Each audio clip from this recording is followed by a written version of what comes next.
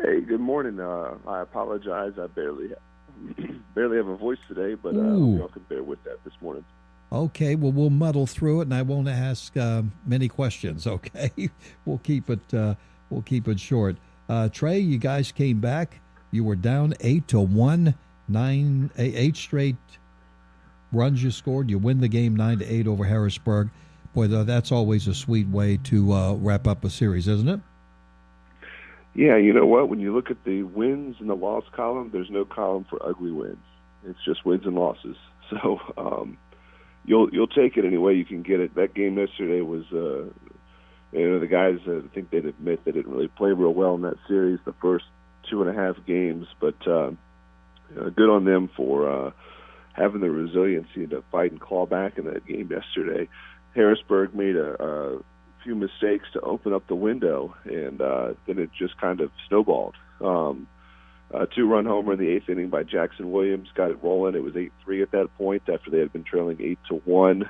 And then in the 9th inning, Harrisburg should have had 2 outs and the bases empty, 2 pretty routine plays on the infield and then the Senators made a couple of errors and then a walk, and then all of a sudden there's a 3-run double, and then it just kept coming. And then all of a sudden it was 9-8. And it happened so fast. A lot of the batters swung at the first pitch, and you could barely even kind of set your feet and realize what was happening. It was pretty crazy to see. Yeah, I'd say. Give us an overview in the first 20 games here for the Curve, because you were going real well and then you hit a skid, and right now you're in with a 10-10 record. Yeah, well, historically, if you look at April, the Curve struggle in April sometimes. It's especially to hit. It's a league-wide struggle. Teams struggle to hit in April, and that's been the case pretty much for everyone again this year, the weather being the way that it is. So the starting pitching staff has been absolutely incredible for the most part this year.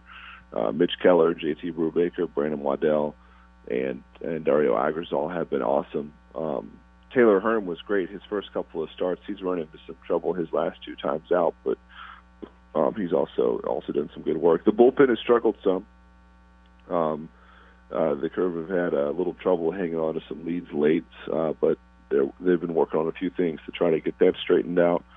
And the offense has been a little bit hit or miss, but you can see the pieces of where this has the potential to be one of the top couple of teams in the league this year, and why this is such a highly regarded prospect roster.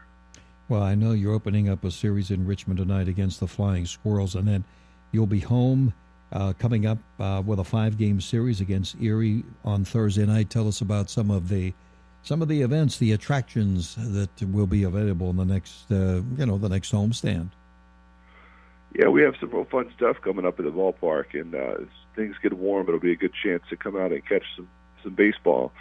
Thursday night, we have a replica championship ticket giveaway at the ballpark for the first 500 fans. It's going to be just a metal kind of replica of it's going to look like a ticket from the championship game, a cool little memento to last year's championship clincher in Altoona.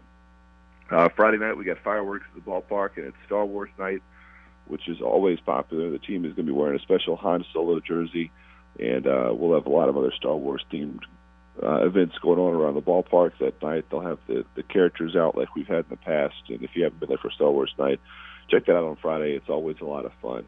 And Saturday, the Starling Marte Fans' Choice All-Time Curve Team bobblehead. So as we've discussed before, but for those who haven't heard, this year we're giving away 11 bobbleheads throughout the season, all voted on by fans to honor the top players in the mind of the fans at each position for the first 19 years of Curve baseball. Marte was one of the selections. This Saturday is the day that we'll be giving that one away for the first 1,000 fans, presented by M&T Bank. So I know Marte is a popular Pirate, so we're expecting a big crowd on Saturday to come out and get that bobblehead. So that should be a lot of fun. Mm-hmm. I'm looking at the Michael Ryan bobblehead right in front of me here in our studio. I'm going to take it easy on you. Take care of the voice. Get yourself a hot toddy and maybe some honey.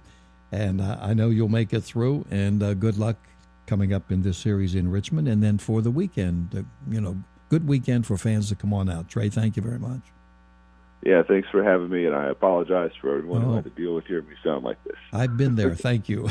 Okay. Trey Wilson of the Altoona Curve, this sports report.